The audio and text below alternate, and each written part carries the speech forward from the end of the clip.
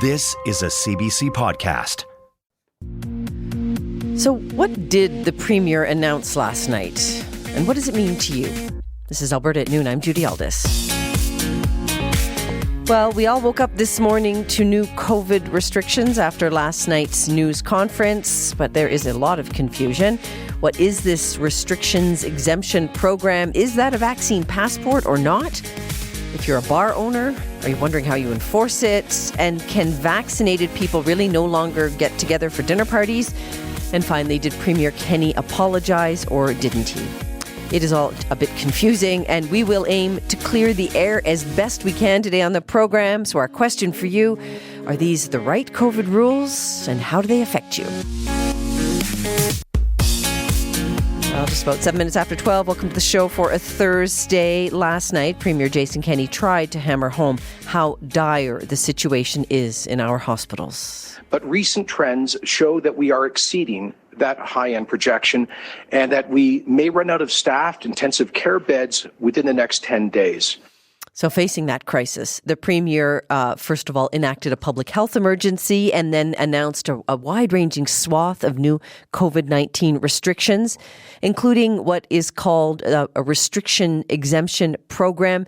Essentially, it means that businesses like restaurants and fitness centers can let you in only if you're vaccinated or you have a negative test that you paid for yourself that was done within the last 72 hours.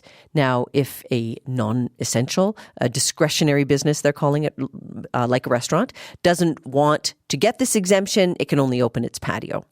Also, new rules on indoor gatherings that are in effect right now.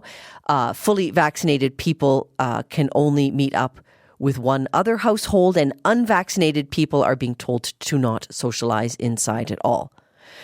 K-12 schools remain open with mandatory masking, and kids' sports are allowed to continue.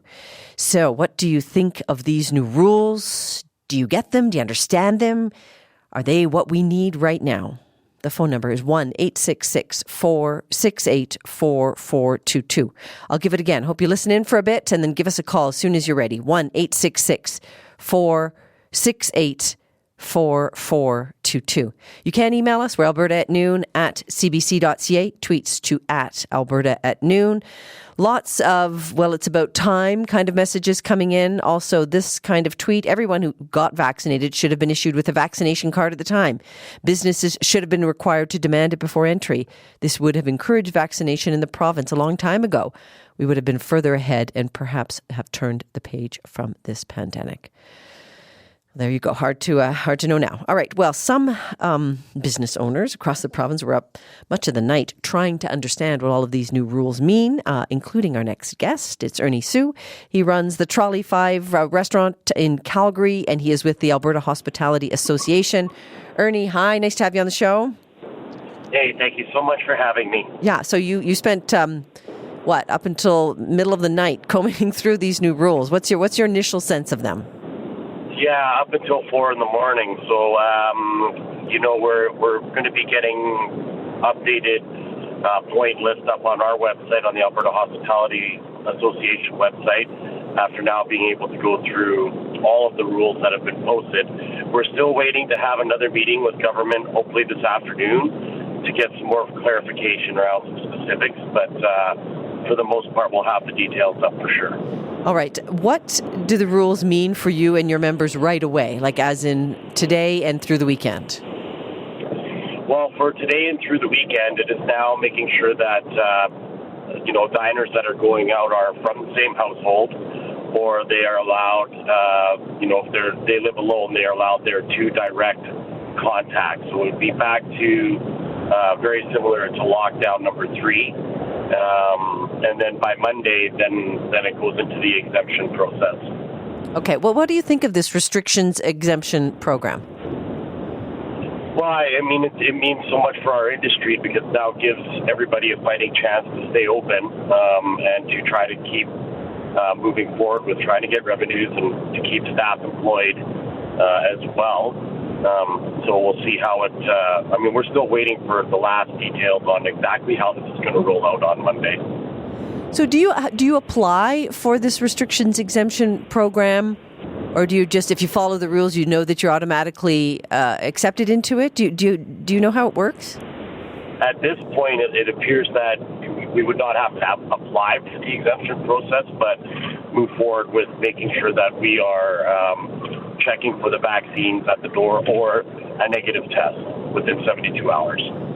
All right. Let's go through sort of the pros and the cons of the plan in your mind. What in your mind is good about this restriction exemption program? Well, I mean, it's good to be able to have our industry open, and give them a chance to work without any restrictions. So if this is what the government has deemed for hospitality to be open without any restrictions, then it definitely gives our industry a chance to move forward and to get out of the debt from the last 19 months. And what in your mind is problematic with the plan? Well, the problem with the plan, of course, will be enforcement of non-compliance. So how exactly does it look for locations that may not be compliant? And then number two is the safety of our staff, safety of our frontline staff that are having to do the ID at the door, and if they face any adversity there. Why safety? Like, what are they seeing at the front door? What are they worried about seeing when they have a lineup of people and they have to ask them each to prove their proof of vaccination? What are they concerned might happen? Well, it'll be very similar to the, anti-maskers in the third lockdown coming by. I mean, we support everybody's right to protest. I mean, that's the great society that we live in. But when it comes down to threatening staff or trying to bully staff at the front door, I would take, our 18 to 20-year-old hostesses, then, that obviously doesn't work for us.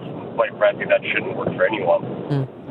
Bob has emailed us to alberta@noon@cbc.ca and said we needed this 2 weeks ago, and that the rest of my comments aren't polite enough for radio, he said. Yeah, Ernie. Yeah, we needed this 4 weeks ago. This,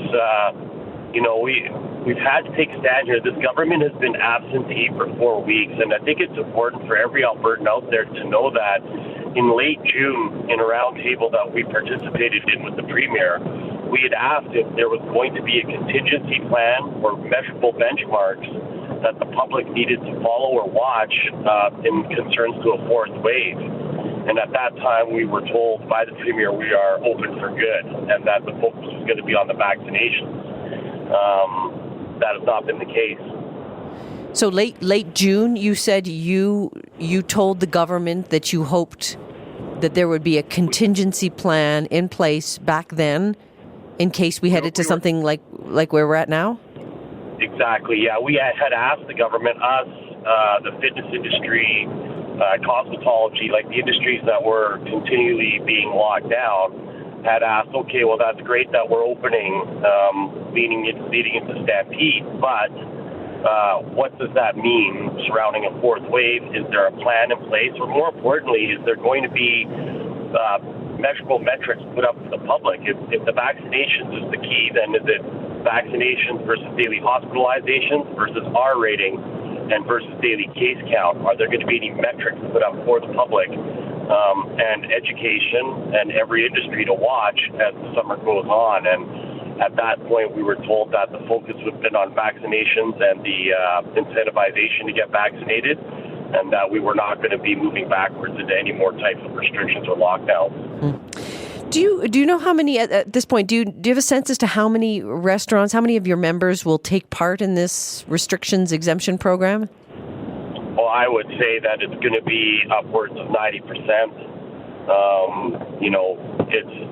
We have to remember a large part of our industry, if they do have patios, they do not have roofed, enclosed, heated patios. And underneath the rules, if it's still the three walls, they would not be allowed to operate as such anyways. All right. Ernie, so they'd essentially be closed. Yeah, Ernie, can you stick with us for a couple more minutes? Yeah, you bet. Okay, great. That's Ernie Sue is our guest right now. He is the owner of Trolley 5 Restaurant and Brewery, also with the Alberta Hospitality Association, sort of combing our way through those new COVID rules that were announced last night, some of them in effect now, some of them come into effect on the 20th. It's hard to call it a restriction exemption program. What a mouthful. A vaccine accreditation system of sorts. It's coming into effect on the 20th, on Monday. So, we're hearing from you today about what you think. 1-866-468-4422. Rob's on the phone now. Rob's in Calgary. Hey, Rob. Hi there. Thanks for taking my call. Oh, glad you made it. Tell us what you do, first of all. Well, I work in the performing arts industry, which is the one and only industry that was completely and unilaterally sidetracked for the longest duration out of any industry for the duration of the pandemic so far. There are two different sections of the new restrictions on, quote, indoor performance activities, end quote, and they conflict with one another. One of them says that 1/3 of fire code capacity is fine, while the other one says that indoor performances are, once again, altogether prohibited. So this just makes us wonder yet again if we're going to get in trouble if we try to do a show.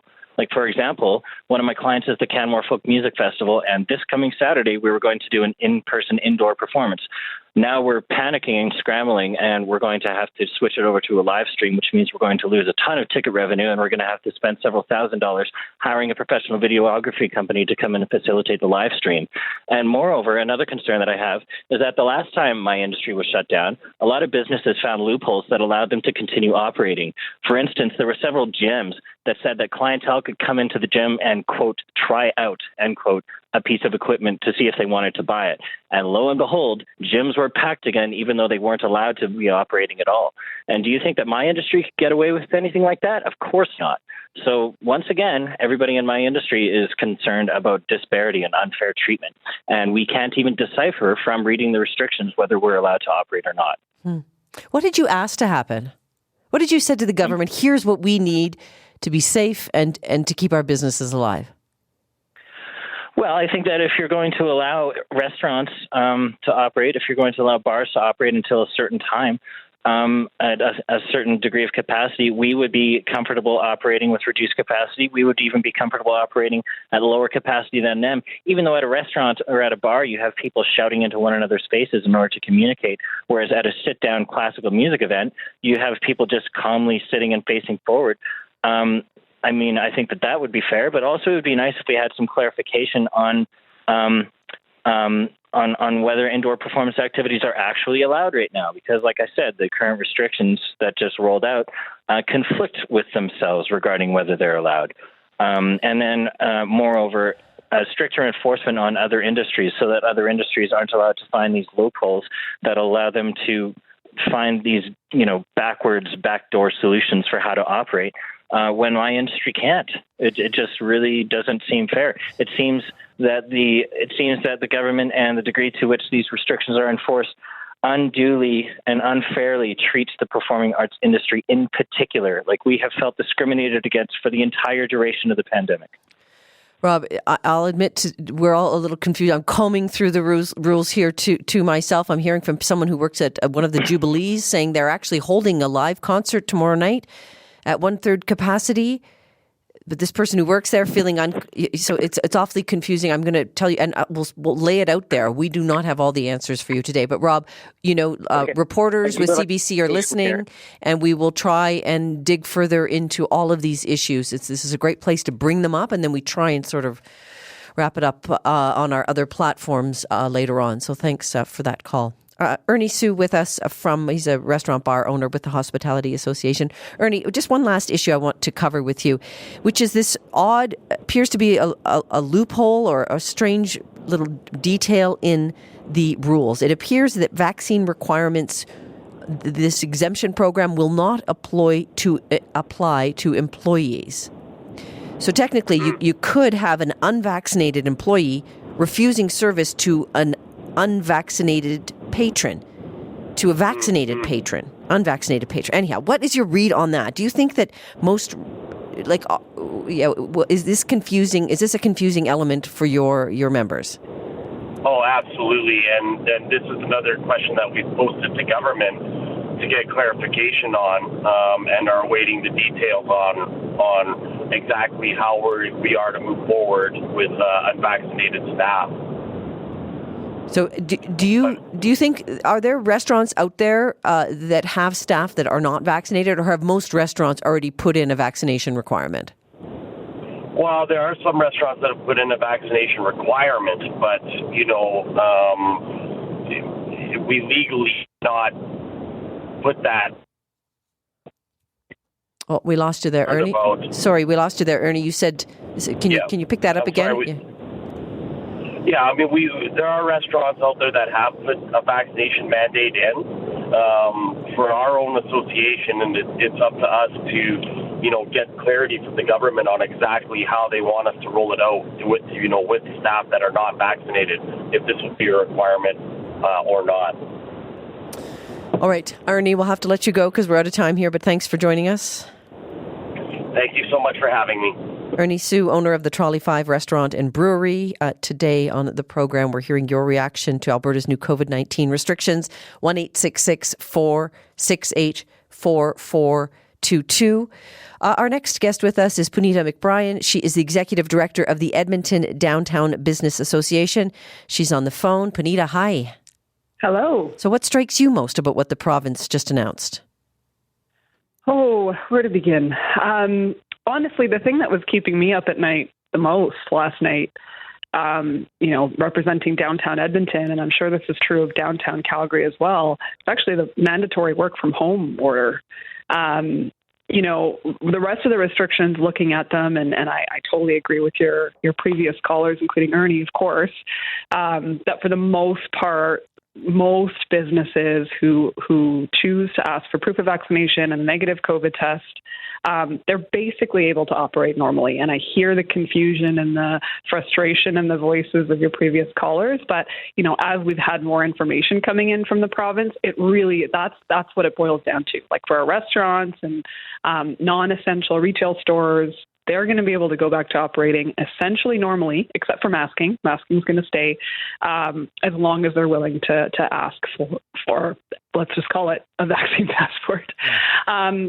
But the mandatory work from home order is going to be extremely challenging for us downtown, and I'm sure for Calgary too, because all these businesses that have, just squeaked through and have hung on and innovated and pivoted through all of this COVID yo-yoing are now back to losing theoretically tens of thousands of customers once again, because we've just recently started to get that traffic back. So you mean the fact that people are being told to work from home just means that there just aren't people in the downtown who are shopping? Yeah. Okay. Yeah, we were by far the most heavily impacted areas in the province through most of the COVID restrictions, and then we're once again back in that boat again. Is there any sign from your members, a sense of relief this morning at all that there is this sort of vaccine accreditation system in place?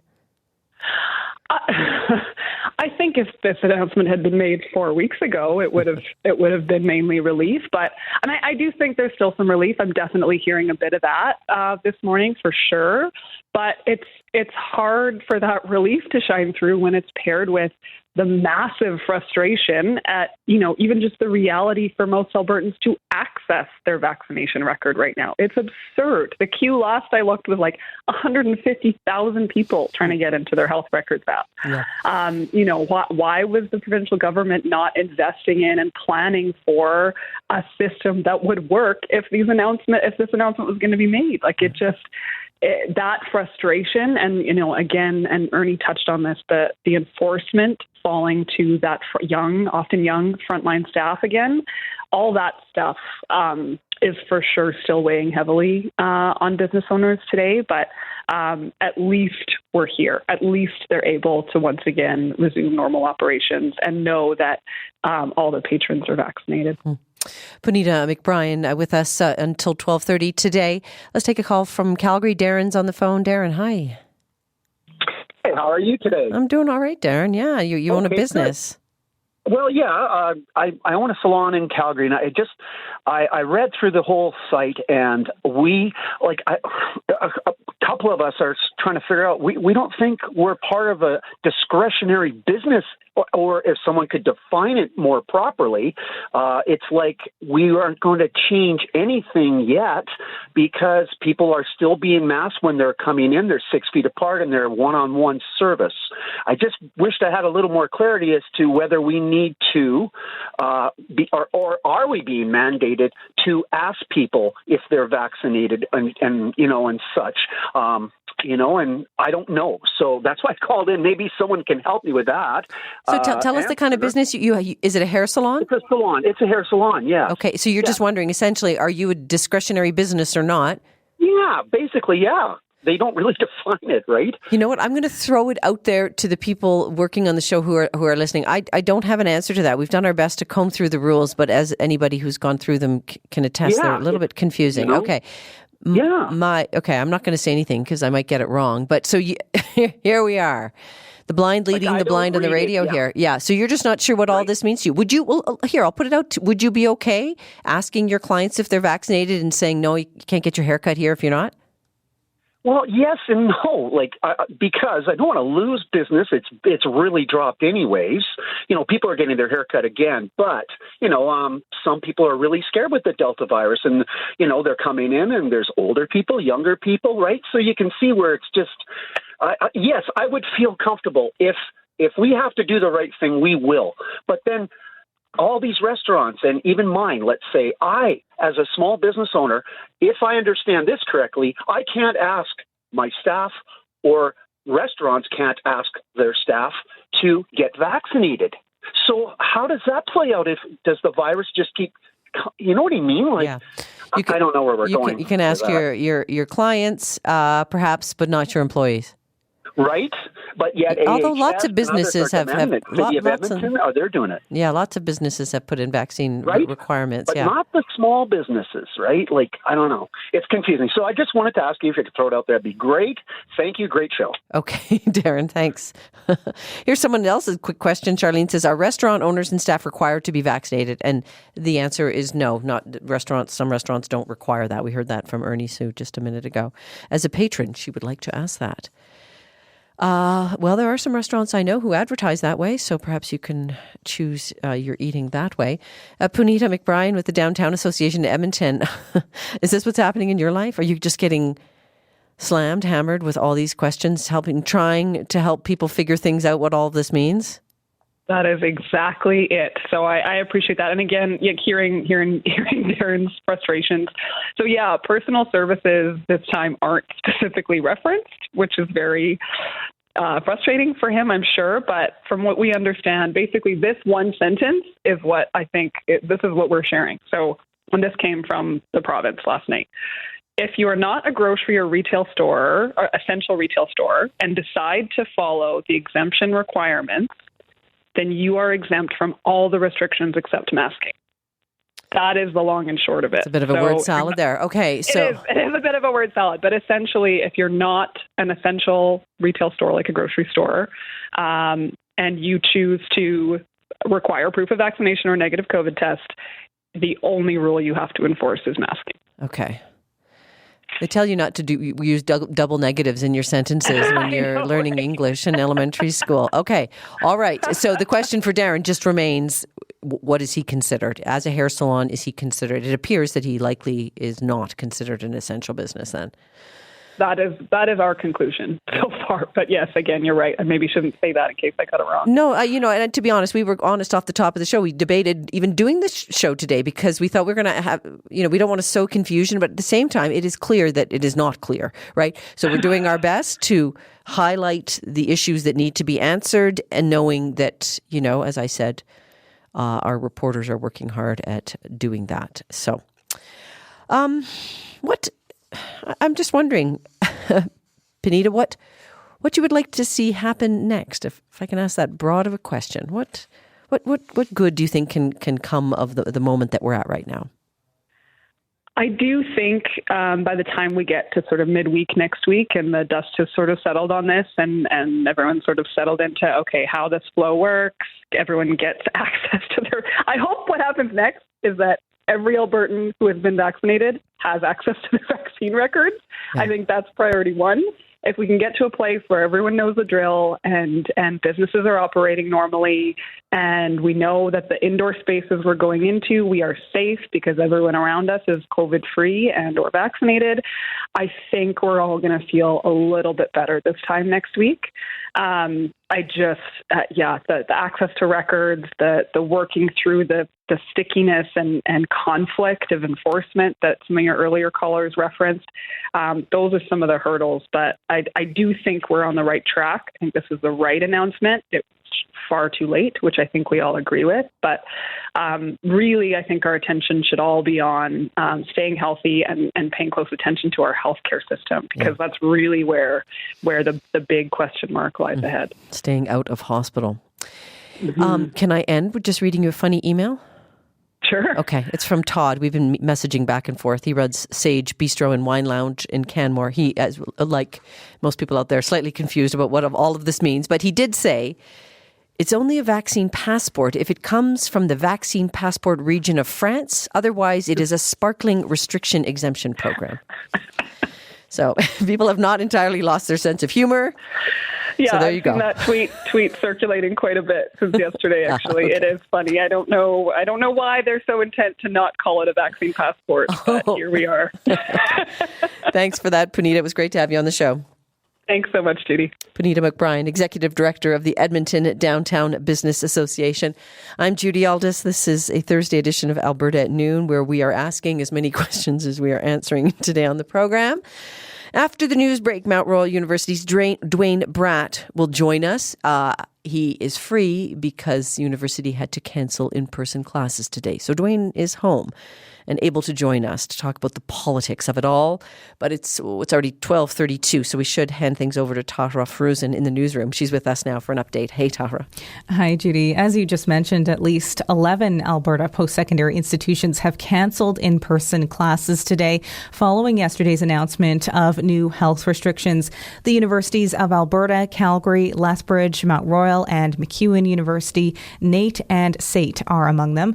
They all say they need time to adapt to new provincial public health measures that take effect today and next week. Some schools say they learned late last night that they will be required to ask people on campus to show proof of vaccination or a recent negative COVID-19 test result.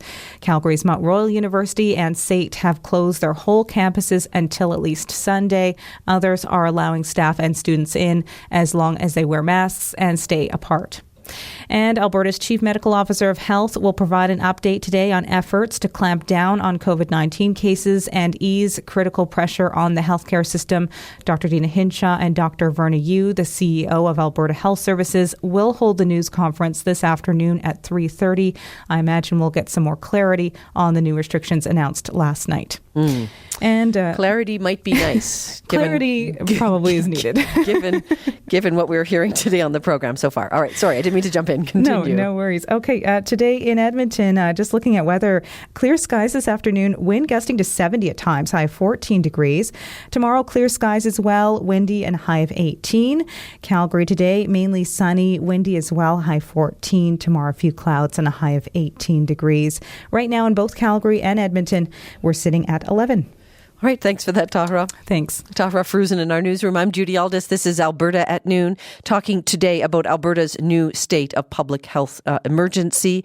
With the Premier warning, we may run out of staffed intensive care beds within the next 10 days. So in response, last night, the government introduced a whole swath of new COVID restrictions.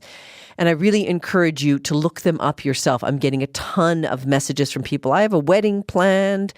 Other people saying, what about my gym? You can follow the rules online, alberta.ca, and then just sort of look for the new COVID health restrictions. And it's laid out there. You might find some of the answers there for yourself. But the new rules, a whole swath of them again, working from home expected, unless it's just not possible. Starting on Monday, no more indoor dining in restaurants unless the restaurant gets you to prove vaccination or you have a negative test or a medical exemption. There will be limits on how many people can gather in churches, stores, recreation facilities, etc. So today we're asking, are these the right measures? What will they mean for you, your family, your work? 1-866-468-4422. 1-866-468-4422. David is on the phone now. David is in Calgary. David, hi. Hi, Judy. How are you? I'm well. You're a family doc, are you? Yes. All right. So you were watching what has been happening, and what are your thoughts? Well, there's a bunch going on here, but we've basically seen a complete abdication of responsibility by Premier Kenney. He basically lied to Albertans yesterday. He said on TV, COVID-19 is not predictable. That is a lie. He had, and his government had, multiple models projecting the exact same scenario that we're in now. And so all of these people who are dying and getting sick and getting disabled in a health system that we don't have the capacity, all of those deaths and all of this disability was chosen by Premier Kenney. It's unimaginable. And this is not our darkest time right now. The next 2 to 4 weeks are going to be extraordinarily difficult as we continue to have to find places to put people who are sick, and we don't have the people with the skills to take care of them.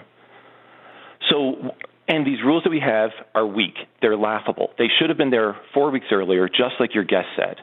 We still have no quarantines for close contacts of positive patients. That is insanity. We still don't have testing for people who don't have symptoms, but maybe they're concerned they might have been in contact with somebody. That's ridiculous. These new rules are full of holes. The school rules, if there's some sort of magical other school COVID plan, they're exempted from masking. It's ridiculous. We need to think about, what do we want? We want healthy Alberta, healthy Albertans, and protect our kids' development so that we don't have this generation that's scarred and has weak education and weak social skills and depression and eating disorders and so on. So it's time for Mr. Kenney to make a decision. Is he going to do his job and stand up and do everything he can to protect Albertans and protect the development of our children, or is he going to get out of the way? We can't do these half measures that he brings in way too late and drops down too early. We can't have somebody who's anti-science lead our province and be killing our people. Okay. All right. Can we say your name? You're okay with that? You're Dr. Yeah, David Keegan. I'm a family doc. Dr. Keegan. Okay. Dr. Keegan, you're expressing a lot of the passion, the emotion, the sadness, the frustration that I'm hearing online. So we'll let that sit. It sort of underscores a lot of our conversation today. And I'm going to let you go, okay? But thank you. Thanks so much. I hope you take care, and I hope everybody, please mask, please get vaccinated. Take care. Thanks. Bye-bye. All right. I'm Judy Aldis. This is Alberta at Noon. 1-866-468-4422 is the number for you to call. We're talking today about the new COVID rules, restrictions put in place last night. Let's bring Dwayne Bratton to the conversation. Dwayne is a political scientist at at Mount Royal University. He's my guest for the rest of the hour today. Dwayne, hi. Hey, Judy. You're home because you could not go on campus today. Tell us what is happening at universities. Well, it's been a lot of confusion, as the first half hour of the show described. But at the university level, we didn't get any clarity from the press conference and the statement. And then we got word that the university was waiting to hear from the Ministry of Advanced Education. Then finally, they made the call to cancel all events, including a Calgary Centre electoral forum, all candidates forum that I was hosting today or moderating today, and all classes. University of Calgary did the same, State did the same. The University of Alberta initially sent out a statement saying it was status quo, everything good, and then 2 hours later it was like, no, we're canceling everything until Monday. But even now, we don't know what Monday is, and my email has been filled up with students wondering what is going on, and chairs are getting it from faculty, and deans are getting it from chairs. So there is mass confusion on campuses, and I go back to, had Kenney announced this on September 3rd on his previous press conference when he announced the $100 incentive program, that this would have given time for people to prepare. But once again, it's an announcement that comes weeks late and is as complicated and convoluted as you can imagine. They can't even say the name, let alone the policy. And so that's why there was so much frustration in the first half hour of your show. Yeah. Can you describe to us, if you had someone come from outer space and landed in Alberta today, could you describe to them what you think is happening here politically? So I wrote a piece for CBC, and it feels like it was a year ago, and I think it was only last week, where I tried to explain Kenney's COVID response through an ideological lens. His belief in small government, individual responsibility, the role of the market, these sorts of things. And I said, if you look at the trajectory of the 4 waves, you see that pattern emerging, with the exception of the first wave. The first wave, he took that ideological book, threw it to the side, and operated in a practical, pragmatic manner. And quite frankly, Alberta performed very well in that first wave. Then he said, well, we're not going to do that again. And in fact, the most profuse apology Kenney's ever given was for the actions that he took to deal with the first wave, even though they worked. If you look at the second wave, the third wave, and the fourth wave, there's several themes. We act later than we should. We act later than we're warned to. We act later than other provinces. When we do act, it is half-measured, it is complicated, it is convoluted, and the third element is we will drop those restrictions as quick as possible. And then there's a couple other elements. Kenney seems to disappear when these crises first hit. We saw it in the second wave where he disappeared for about 10 days. We've seen it with the fourth wave, and it was not all because of his holiday. And they attack and demonize any critic of what they're doing. So when the Open for Summer was announced, there were people who said that this was premature.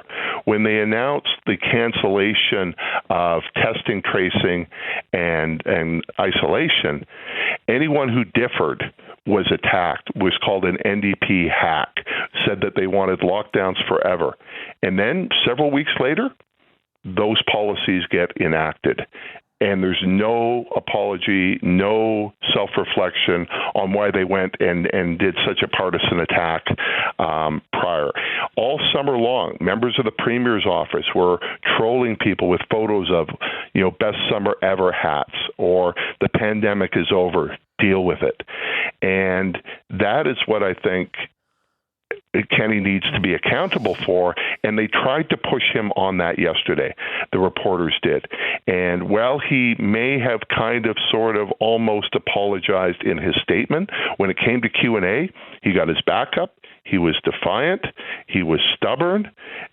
He praised how well Alberta is handling COVID, and he refused to accept any personal responsibility, even though that's what he's been asking Albertans to do. Yeah.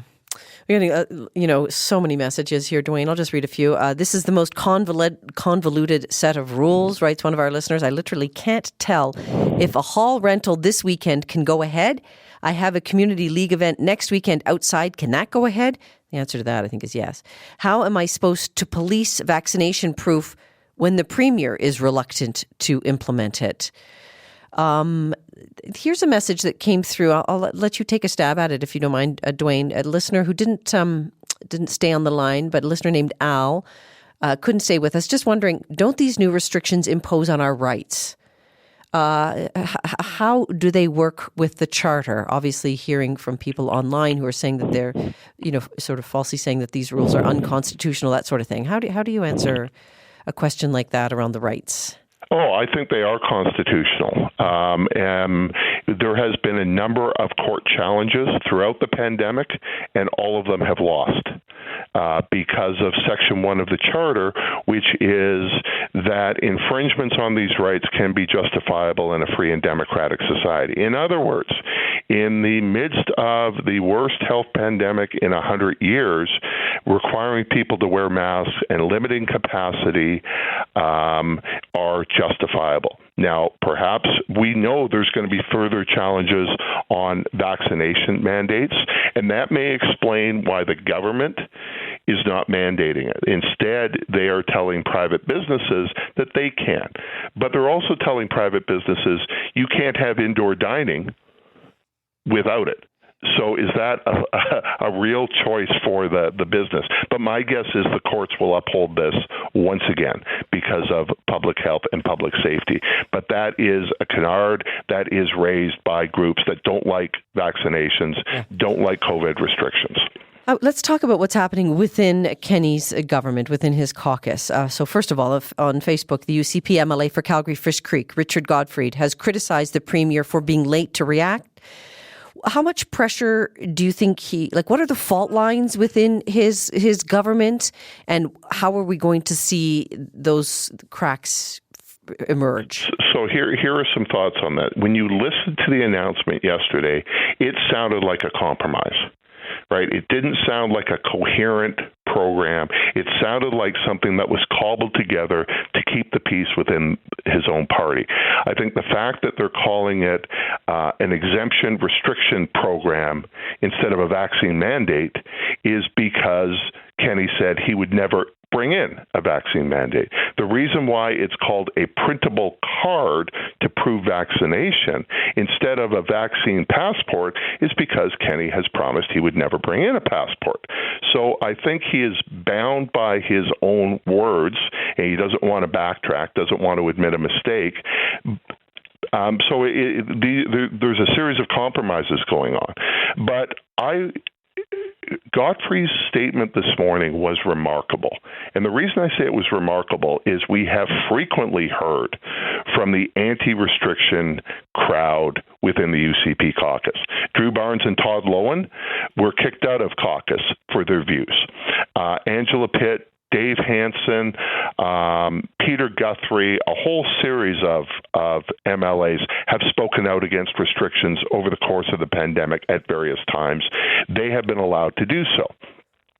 But until Godfrey and maybe a little bit from Leela here, we have not heard from a caucus or cabinet minister on the other side who believes that we're responding way too late, that we're responding with insufficient measures, that we are letting this healthcare crisis go on because we're not properly addressing the unvaccinated and the people who won't get vaccinated. And so there are divisions in the party. It is not a united party, but it appears that one side is much more vocal than the other side.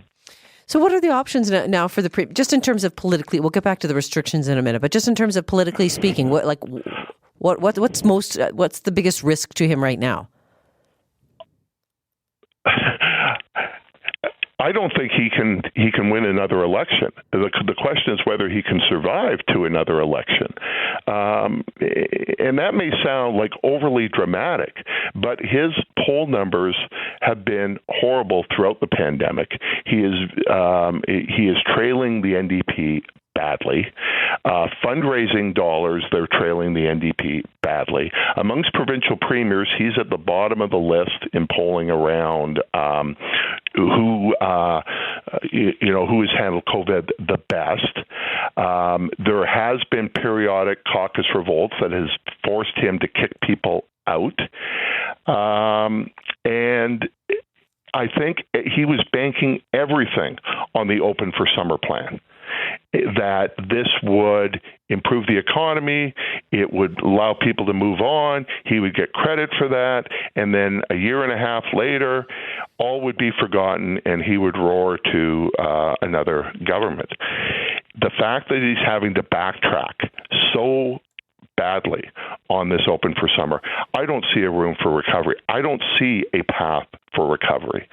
I don't know how he can survive. I called this week for his resignation, and I still maintain that. We have had premiers resign over less. Alison Redford, who should have resigned, let me be clear about that. Alison Redford should have been resigned, but it was about airplane travel, and it was about renovating offices for herself and her daughter, and various other ethical breaches. It wasn't about people dying. People are dying right now of COVID. 24 people died yesterday. The health system is overwhelmed. We are having to send patients out of the province. We are begging other provinces to send us doctors and nurses. I don't see a political recovery for Jason Kenney. What I'm interested in is whether there are people within the party, in the government, in the caucus, who think that there can be political recovery for the UCP or themselves. Dwayne Bratt from Mount Royal University with us today on the show. Dwayne, I'm going to pivot just a moment to talk with so many people who want to talk about the restrictions, a lot of confusion, wondering what they mean for them. So we just have a few minutes left. Let's take a call from Lethbridge. Laura's with us on the phone. Laura, hi. Hi, hello. Hi, you're wondering about the election on Monday, are you? Yes, I am, and I hope that if people can't go to the library, I don't see how they can go to a polling station. Why do you... And perhaps maybe some of the angry people, the people who haven't been vaccinated, and the parties that support that kind of thing, maybe it wouldn't hurt if some of their votes were missed. So you're just wondering how voting will happen. We know as long as distancing is maintained. I'm wondering how it can legally happen. Yeah, right. Well, I think as long as distance is maintained. Holy smokes! I can imagine people running polling stations across the province right now are asking this same question. Laura, I'm gonna leave it there.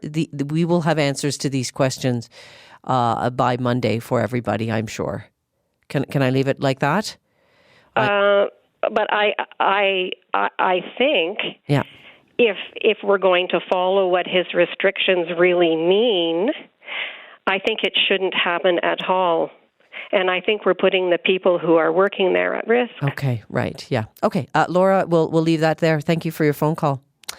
Lots of people wondering about polling stations. I imagine that... Dwayne, do you have any... Yeah, think about what you just said. We will try to get answers for you by Monday. We have an election on Monday. Today is Thursday. Right? I was already concerned about the mask requirement in polling stations, because what happens if people show up to a polling station without masks? And there are people who would deliberately do that. Who is in charge of enforcing that? Now we're in a situation, is this an indoor social gathering? Is this a workspace? What happens if there's food there? Like, does that mean it's a restaurant? There's a lot of questions that I think Elections Canada needs to raise, and have they properly trained their poll workers? Are there going to be poll workers who simply don't show up on Monday? This could be a very chaotic election day. Yeah, and we haven't even talked about the politics around what's happened within the Conservative movement. Forget about the campaigning and all of that. The actual voting process. Because the advance polls are closed, the deadlines for mail-in votes are closed. I always vote on Election Day. I'm now kicking myself why I didn't vote earlier, because I am worried about what's going to happen Monday. Yeah, and it's not often that we start shows knowing that we'll be asking more questions than we're answering, but that that was just the nature of the beast today. So yeah, we're glad you're here with us, providing us with as much clarity as we can get. Okay, Carol's on the phone now. Carol's in Calgary. Carol, hi. Hi. Thank you. I'm a registered nurse, so I've been looking at COVID through my professional eyes, and what was really lacking last night was any mention of increasing contact tracing and public health taking over notifying schools. Yeah. Right. Yeah, the system at schools essentially remains the same, except mandatory masking. What are your concerns around what's happening in schools then? Well, I have a 7-year-old granddaughter who cannot be vaccinated, and children below grade 4 are not.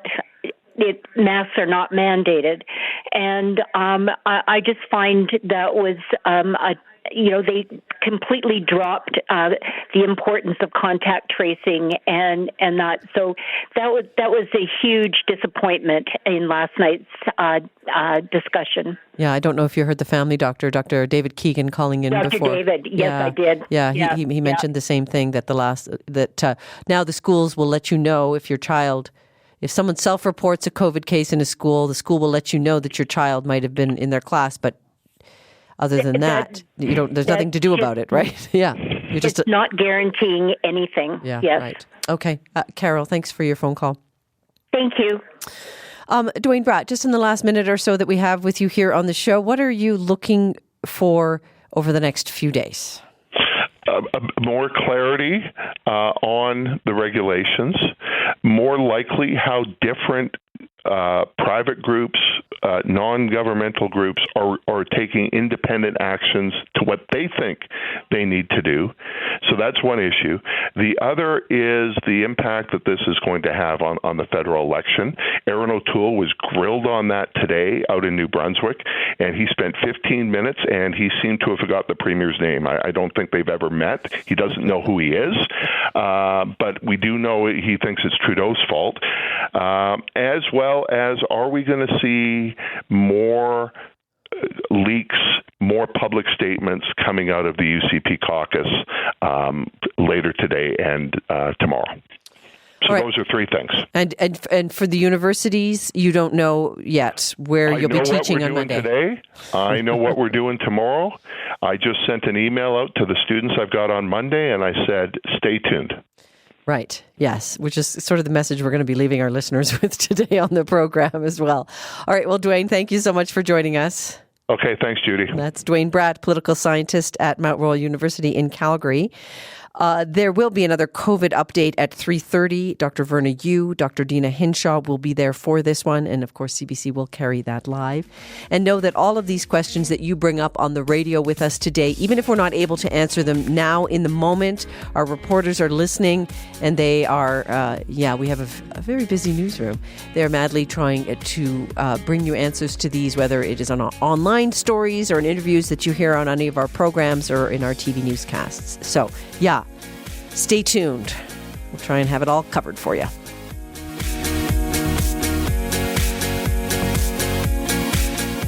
Tomorrow, I do want to let you know about tomorrow because it has been a long week. And so we're going to end things off hoping to have some fun tomorrow. The question that we have, you can mull it over now and then get in touch tomorrow. The question is, what is the song that best suits your mood? Maybe you're like into a little heavy metal these days. Get out some of the frustration, or Fix You by Coldplay. I don't know. Whatever it is, we want to hear about it tomorrow. The song that best describes how you feel today. My guests, musicians Matt Masters and Olivia Street. They'll be with me. I know you will be too. I'm Judy Aldis. Have a great afternoon. Let's meet back here Friday at lunch.